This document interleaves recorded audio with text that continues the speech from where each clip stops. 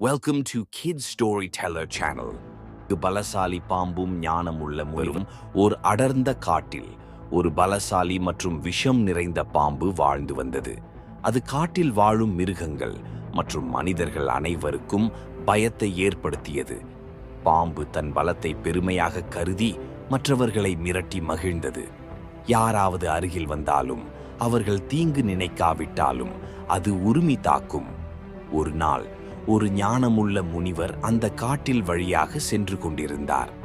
பாம்பு எப்போதும் போல் உரிமை சீறி மிரட்ட முயன்றது. ஆனால் முனிவர் அமைதியாக இருந்தார், பயப்படவில்லை. அவர் பாம்பை பார்த்து கேட்டார், நீ ஏன் உன் பலத்தை மற்றவர்களுக்கு தீங்கு செய்ய பயன்படுத்துகிறாய்?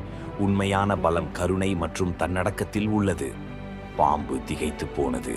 அதுவரை யாரும் இப்படி அதனிடம் பேசியதில்லை.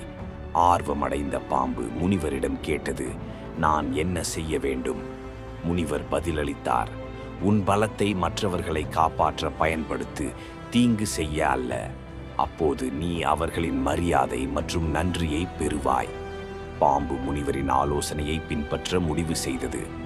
அன்றிலிருந்து அது மிருகங்கள் மற்றும் மனிதர்களை தாக்குவதை நிறுத்தியது. மாறாக அது காட்டை பாதுகாத்து தேவைப்படுவோருக்கு உதவியது.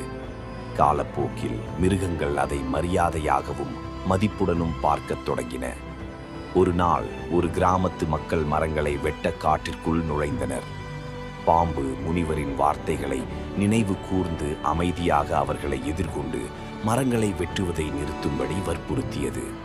பாம்பின் ஞானம் மற்றும் கருணையைக் கண்ட கிராமத்து மக்கள் காட்டை விட்டு வெளியேறினர்.